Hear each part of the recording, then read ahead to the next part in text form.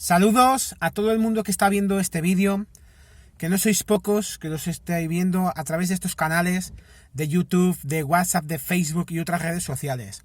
Os saluda vuestro hermano David Santiago, del Ministerio Apostólico Oasis de Bendición, de los apóstoles Leandro González y profeta Yolanda González, situado en la calle Periodista Badía número 21 de la localidad de Follos, Valencia, en España, declarando España tierra bendita, España tierra de Dios. Hoy vamos a hablar de un tema muy poderoso y sobre todo es algo que pensamos a menudo cuando nos viene una circunstancia adversa, es cómo debemos actuar ante esa circunstancia adversa. Dios creó al hombre con libertad de elegir. En consecuencia, debemos ser dueños de nuestra propia vida. Pero ¿qué pasa con el creyente cuando las circunstancias están totalmente fuera de control? ¿Qué pasa cuando parece que nada podemos hacer? ¿Qué sucede ante situaciones en que la disyuntiva es vida o muerte? Por más adversas que ellas sean las circunstancias, no pueden dañarnos cuando la vida de uno está orientada por Dios, nuestro Padre Celestial. Un caso de ellos, y vamos a hablar más profundamente de la vida de uno de ellos, es la vida de Elías. La historia de Elías confirma esta certeza. En Primera de Reyes, capítulo 17, versículos 1 en adelante, dice, y leemos la palabra en el nombre del Padre, del Hijo y del Espíritu Santo, dice: Entonces Elías, tisbita, que era de los moradores de Galaad, dijo a Acab: Vive Jehová Dios de Israel, en cuya presencia estoy, que no habrá lluvia ni rocío en estos años, sino por mi palabra. Elías era un profeta de Dios, un hombre a través del cual Dios hablaba. El pueblo de Dios estaba gobernado por Acab, un hombre a quien la palabra define como que hizo lo malo ante los ojos de Jehová. Veamos en detalle quién era este Acab y cuál fue su pecado. Acab había impulsado a su pueblo hacia la idolatría, trayendo a Israel la variante fenicia del naturismo religioso de Canaán. Baal era la divinidad principal de los caldeos y fenicios, quienes bajo este nombre adoraban al sol. Su culto era cruento y obsceno. Acab lo instituyó entre su gente. Esto ocurrió más firmemente después de su casamiento con la princesa Tiria, que también es el caso de Jezabel. Esta mujer era la hija del rey sacerdote de Tiro y Sidón, llamado Edbal. Entre su séquito se encontraba a 450 profetas de Baal y 400 profetas de Asera. Veamos cómo fue que la palabra de Dios comenta que llegaron a estas circunstancias de su propio accionar. En Primera de Reyes, capítulo 16, versículos 29 en adelante, dice: Comenzó a reinar Acab, hijo de Omri, sobre Israel, el año 38 de Asa, rey de Judá. Y reinó Acab, hijo de Omri, sobre Israel en Samaria 22 años. Y Acab, hijo de Omri, hizo lo malo ante los ojos de Jehová, más que todos los que reinaron antes de él. La situación era tan grave y además había sido generada por un hombre que había hecho más mal que todos los reyes anteriores. Y en Primera de Reyes 16, versículos del 31 y de adelante, vamos a ir leyendo lo que la historia dice. Porque le fue ligera cosa andar en los pecados de Jeroboam, hijo de Nabat, y tomó por mujer a Jezabel, hija de Edbal, rey de los sidonios, y fue y sirvió a Baal y lo adoró.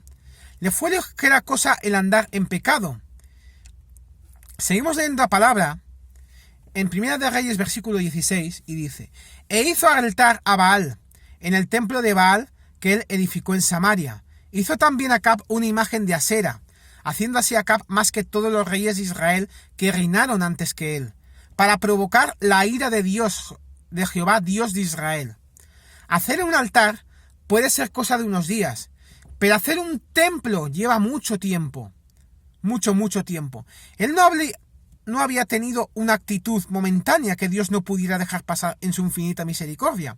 Él había desarrollado sus hábitos de idolatría por gran tiempo y había llevado a la gente que él gobernaba a la misma actitud.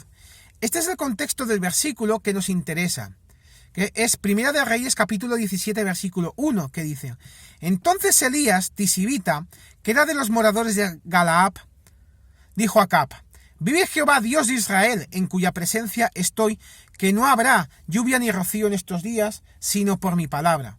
Elías, por revelación de Dios, de pie delante de los ojos del pueblo, manda decir a Acab: vive Jehová.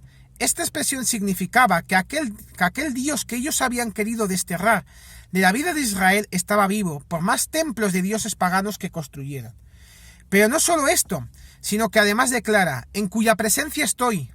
Él se para firme en las palabras de Dios y hace públicos su alineación con él. De hecho, hay que ser valiente para decir a viva voz: yo creo en Jehová, en medio de 2 torres de Baal hechas por el rey. Elías asegura que no habría lluvia ni rocío no por unos días, sino en años, de modo que eran tremendamente nefastas las consecuencias que debía soportar el pueblo por las decisiones de Acab. En Primera de Reyes, capítulo 17, versículos 2 en adelante dice: y vino a él palabra de Jehová diciendo: apártate de aquí y vuélvete al oriente y escóndete en el arroyo de Querit, que está frente al Jordán. Beberás del arroyo, y yo he mandado a los cuervos que te den allí de comer. Dios protege a Elías de la furia de Acab. Dios manda a Elías a esconderse para resguardarlo del poder gubernamental de Acab. Si era encontrado sería matado, por eso la manera de protegerlo es que desaparezca. Pero Dios no olvida su cuidado. En Primera de Reyes 17, versículos 5 en adelante dice: y él fue e hizo conforme a la palabra de Jehová, pues se fue y vivió junto al arroyo de Querit, que está frente al Jordán. La palabra dice: y él fue e hizo. Esa debe ser constantemente la actitud de un cristiano que desea ver el poder de Dios en su vida. Elías no se puso a discutir con Dios. En Primera de Reyes 17:6 dice: y los cuervos le traían pan y carne por la mañana y pan y carne por la tarde, y bebía del arroyo. Dios siempre se encarga de cubrir a su gente. Pan y carne le traían los cuervos y bebía del arroyo. Sus necesidades se gratificaban, a pesar de las circunstancias adversas. En Primera de Reyes 17:7 dice: pasados algunos días se secó el arroyo porque no había llovido sobre la tierra. Para que se seque un arroyo, tiene que haber una gran sequía. Un arroyo no se seca en unos días. Si se secó el arroyo, imagínese cómo estarían las cosechas, los caminos, la tierra. Recuerden que en aquella época no había asfalto. Todo ese territorio se habría convertido en un desierto. Esto me trae a la memoria un versículo que quiero compartir con todos vosotros, que está en Jeremías capítulo 17, versículos del 5 al 8. Así ha dicho Jehová: maldito el varón que confía en el hombre, y pone carne por su brazo, y su corazón se aparta de Jehová. Será como la retama en el desierto, y no verá cuando viene el bien, sino que morará en los sequedales en el desierto, en tierra despoblada y deshabitada. Y bendito el varón que confía en Jehová, y cuya confianza es Jehová, porque será como el árbol plantado junto a las aguas, que junto a la corriente echará sus raíces, y no verá cuando viene el calor, sino que su hoja estará verde, y en el año de sequía no se fatigará, ni dejará de dar fruto. En tierra despoblada y deshabitada, así se encontraba la tierra de Israel conforme al accionar de Acab. No era solo el arroyo, era toda la provisión de alimentos la que estaba en juego. Por eso Dios cambia sus mandatos. En Primera de Reyes 17, versículos 8 en adelante dice: vino luego a él palabra de Jehová diciendo: levántate, vete a Sarepta de Sidón y mora allí. He aquí yo he dado orden allí a una mujer viuda que te sustente. El hambre y la sequía eran muy grandes. Por eso Dios lo manda a Sarepta. En este acto Dios lo saca del área de influencia del poder de Acab, lejos de su control, pero lo envía al corazón mismo de la idolatría. La ciudad de Sarepta se encontraba entre Tiro y Sidón, las 2 ciudades fuertes del imperio fenicio. Este versículo puede ser muy simple para nosotros, pero la connotación bíblica oriental que trae es apasionante. La palabra dice que le mandó a ver a una viuda. En esa época no existen las pensiones. El sustento habitual de una viuda en tiempos normales era todo un problema. Imagínense en momentos de gran sequía. Una viuda en tiempos de sequía era la persona más inverosímil del pueblo, quien sería capaz de sustentar a Elías. Pero eso solo no bastaba. Dios estaba diciendo que vaya a Sarepta. No había muchos creyentes en Sarepta. Tampoco habría muchas viudas, y menos que lo puedan sustentar. Seguimos leyendo en Primera de Reyes, capítulo 17, versículos 10 en adelante, que dice: Entonces él se levantó y se fue a Sarepta, y cuando llegó a la puerta de la ciudad, he aquí una mujer viuda que estaba allí recogiendo leña, y él la llamó y le dijo: Te ruego que me traigas un poco de agua en un vaso para que beba. Elías no le dijo a Dios: No, deseo que me mandes a la casa de algún potentado y próspero creyente, y acá en el barrio que conozco, no. Solo dice la palabra que él no discutió con Dios. Él se levantó. Recuerden, las acciones siguen a los que le creen, y las bendiciones de Dios siguen a las acciones de los que creen. Seguimos leyendo la palabra, y dice: Y yendo ella para traérsela, él la volvió a llamar, y le dijo: Te ruego que me traigas también un bocado de pan en tu mano. Él accionó sobre la promesa de Dios. ¿Cómo sabía que esta era la mujer viuda que él buscaba? Ella estaba realizando el trabajo que normalmente realizaba el hombre de la casa. Y seguimos leyendo la palabra en Primera de Reyes, capítulo 17, versículo 12, que dice: Y ella respondió: Vive Jehová tu Dios, que no tengo pan cocido. Solamente un puñado de harina tengo en una tinaja, y un poco de aceite en una vasija. Y ahora recogía 2 leños para entrar y prepararlo para mí y para mi hijo, para que lo comamos y no dejemos morir. Elías le solicitó sustento, el hombre de Dios, que estaba impidiendo que lloviera en toda la tierra. Recibió de aquella mujer enviada por Dios para que lo sustentase un no tengo. ¿Pero acaso Elías ante esto cayó infartado? ¿Cómo se le iba a ocurrir a Dios poner ante él, el hombre que estaba cumpliendo la voluntad de Dios, una mujer al borde de la muerte? ¿Es que Dios no cuida a su gente? Si pensáramos esto, estaríamos viendo los asuntos espirituales con los ojos del mundo. La hambruna se extendía sobre la casa de Israel, como la consecuencia del accionar de sus dirigentes de adorar a Baal, un dios sobre los paganos. Esta era una circunstancia sobre la cual la mujer viuda no tenía ningún control. Pero Dios está en el control de las situaciones de temor si uno le permite hacerlo. Seguimos leyendo la palabra, y Elías le dijo: No tengas temor, ve, haz como has dicho, pero hazme a mí primero de ello una pequeña torta cocida debajo de la ceniza, y tráemela, y después harás para ti y para tu hijo. No tengas temor, dijo. Siempre Dios dice: no importan las circunstancias, no tengas temor. El temor paraliza, el temor descontrola, no permite tomar decisiones sabias. Dios desea que uno no tenga temor. La manera de no sentir temor es conocer profundamente su poder disponible y cómo llevarlo a la práctica en nuestras vidas. Pero también le dice: hazme a mí primero y después harás para ti y para tu hijo. Las circunstancias no podían ser peores. Ella estaba a punto de morir. Llegó el hombre de Dios a su vida y en vez de ayudarla, le pidió ayuda.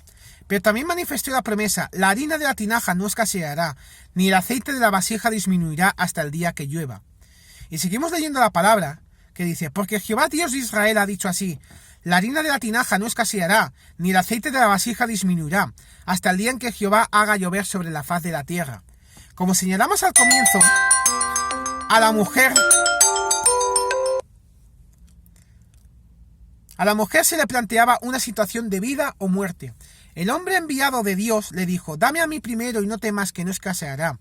Y Dios cumple su promesa. Y seguimos leyendo la palabra y dice: entonces ella fue e hizo como le dijo Elías, y comió él y ella y su casa muchos días. Dice que entonces ella fue. Él entonces implica una situación cronológica. Hasta ese momento nada había cambiado. La sequía seguía. El hambre seguía, pero ella creyó la promesa de Dios. No se conformó con la sequía del mundo, no se amoldó a lo que había en la tinaja, sino que cambió la figura de su mente, creyendo aquello que el enviado de Dios por revelación de aquel le estaba diciendo. Y actuó en consecuencia, no dudó en su corazón, no pidió una prueba, no se puso a los gritos, no hizo lo que a ella le parecía. No negoció con Dios, por ejemplo, podía haber propuesto: le doy la tinaja y me quedo con la vasija. Hizo lo que Elías le había dicho, y comieron muchos días. Seguimos leyendo la palabra en Primera de Reyes 17, versículo 16, y dice: y la harina de la tinaja no escaseó, ni el aceite de la vasija menguó, conforme a la palabra que Jehová había dicho a Elías. Este versículo muestra de nuevo sucesos muy llamativos. Dice que la harina de la tinaja y el aceite de la vasija no escasearon ni menguaron.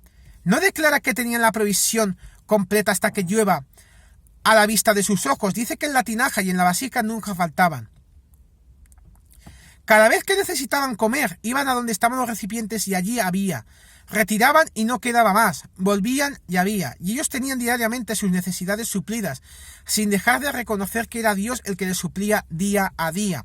Qué grande es que nuestro Dios para liberarnos aún en las circunstancias más adversas. Pero vamos a ver ahora, entonces, ¿qué tenemos que hacer frente a circunstancias adversas? Ante las circunstancias adversas, esas que parecen estar fuera de todo control, existen 4 principios que puedan ser de utilidad práctica para la vida de cualquier creyente. El primero de ellos es ponga a Dios primero. Sobre las instrucciones de Elías, ella puso a Dios primero y esto hizo la diferencia. Tenemos que poner siempre a Dios primero. Dice la palabra que Elías le dijo, no tengas temor, ved, haz como has dicho, pero hazme a mí primero de ello una pequeña torta cocida debajo de la ceniza, y tráemela, y después harás para ti y para tu hijo. ¿Usted hubiera hecho lo mismo? Si uno quiere que Dios sea nuestra ayuda en cualquier situación de la vida, poner a Dios en primero siempre es el primer escalón en la escalera de la abundancia. Ella podría haber dicho, yo acepto, pero ¿y mi hijo? Eso hubiera sido muy normal, siendo como era, una madre. Sin embargo, ella hizo la voluntad de Dios sin dudar un instante. Los mandatos de Dios frecuentemente son contrarios al razonamiento humano, pero si uno pone a Dios primero, Él no fallará. El segundo principio es que confiemos en las promesas de Dios. La pobre mujer viuda tuvo su confianza en las promesas de Dios. En Números 23:19 dice, Dios no es hombre para que mienta, ni hijo de hombre para que se arrepienta. Él dijo y no hará, habló y no lo ejecutará. Dios no ha dejado de cumplir ni una de sus buenas promesas. La promesa de Dios para ella era que Él suministraría para cada necesidad suya y también las de sus hijos y las del profeta, hasta que los medios naturales de suministro una vez más puedan proveer sus reservas. En 1 de Reyes 17:14 dice, porque Jehová Dios de Israel ha dicho así, la harina de la tinaja no escaseará, ni el aceite de la vasija disminuirá, hasta el día en que Jehová haga llover sobre la faz de la tierra. Esta mujer tuvo que dar un paso adelante, tener confianza, para que la promesa se haga una realidad en su vida. ¿Cuántas veces Dios nos dice, te doy abundancia, y nosotros no damos el paso adelante? Si no damos ese paso, no sabremos qué había ahí. Tenemos que empezar a ejercitar el dar el paso adelante, que es lo mismo que dar confianza en la palabra de Dios. El tercer principio es obedezca a Dios. El tercer paso era simplemente el paso de la obediencia. La mujer tuvo y necesitó poner su creencia en acción en la promesa de Dios y en el momento, y no antes que a ella puso a Dios primero, Dios se puso a trabajar sobre su beneficio. En 1 de Reyes 17:15 dice, entonces ella fue e hizo como le dijo Elías, y comió él y ella y su casa muchos días. La palabra de Dios relata que fueron muchos días. Algunos estudiosos de la Biblia dicen que no muchos días, era un año entero o quizás 2. Pero cuán grande es nuestro Dios. Ella dio la comida de un día y Dios le dio de comer un año. Y el cuarto principio es sea constante en creerle a Dios. Ellos todos los días se despertaban y le daban a Dios gracias por sus necesidades suplidas, e iban a donde estaba la tinaja y la vasija, que el día anterior habían quedado vacía, y las volvían a ver llenas. Eso dice en 1 de Reyes 17:16. Dice, la harina de la tinaja no escaseó, ni el aceite de la vasija menguó, conforme a la palabra que Jehová había dicho por Elías. Ellos creyeron en la palabra de Dios y dispusieron su vida conforme a la palabra que Jehová había dicho por Elías. Ellos no duraron un instante en su corazón, se mantuvieron firmes a la expectativa de la abundancia de Dios, y Dios todos los días ponía alimento en su mesa. En el Salmo 27 hay un hermoso versículo que deberíamos tener en cuenta para renovar nuestra mente, que es el versículo 1, que es muy poderoso, que dice, Jehová es mi luz y mi salvación, ¿de quién temeré? Jehová es la fortaleza de mi vida, ¿de quién he de atemorizarme? ¿Cuándo voy a salir a la vida pensando esto? Debo abrir la puerta de mi casa y salir a vivir, pero sin conformarme esta vez con el mundo, sino pensando simplemente, Jehová es mi luz y mi salvación, ¿de quién temeré? Jehová es la fortaleza de mi vida, ¿de quién he de atemorizarme? ¿De quién? Comencemos a advertir que Dios pretende la vida de éxitos para nosotros, simplemente necesitamos encarrilar nuestros pensamientos hacia Él. He aquí Dios es salvación mía, me aseguraré y no temeré, porque mi fortaleza y mi canción es Jehová, quien ha sido salvación para mí. Este es nuestro Dios, quien desea cuidarnos, protegernos y darnos todas las cosas siempre abundantemente. ¿Cuándo dejaremos de temer? No hay de quién temer. Y cuando vemos que el aceite y la harina se han acabado, no debemos pensar, ¿qué comeré mañana? Hoy no puedo pensar en Dios, no puedo orar porque no tengo que comer. Es el mayor error que podemos cometer. Así es. La abundancia de Dios no depende de las circunstancias de este mundo, todo lo contrario. La palabra manifiesta que no nos conformemos en este mundo y que si renovamos nuestra mente comprobaremos cuál es la buena, agradable y perfecta voluntad de Dios. No hay circunstancia ni valle de muerte que puedan contra nuestra Padre Celestial. Él es nuestra fortaleza, nuestro aliento y nuestra fuerza.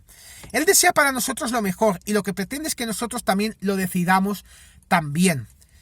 Así que, amados hermanos, con este vídeo espero a ver vuestras dudas, pero sobre todo, cómo actuar ante circunstancias adversas.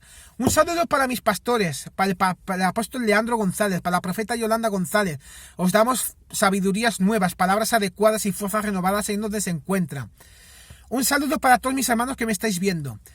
Os saluda vuestro hermano David Santiago, de la Iglesia Ministerio Apostólico Oasis de Bendición, de los apóstoles Leandro González y profeta Yolanda González, situado en la calle Periodista Badía número 21 de la localidad de Follos, Valencia, en España, declarando España tierra bendita, España tierra de Dios. No olvidéis de dejar vuestros me gustas, vuestros comentarios acerca de este vídeo y acerca de otros comentarios acerca de preguntas que tengáis en vuestra mente que nosotros os contestaremos con tema bíblico.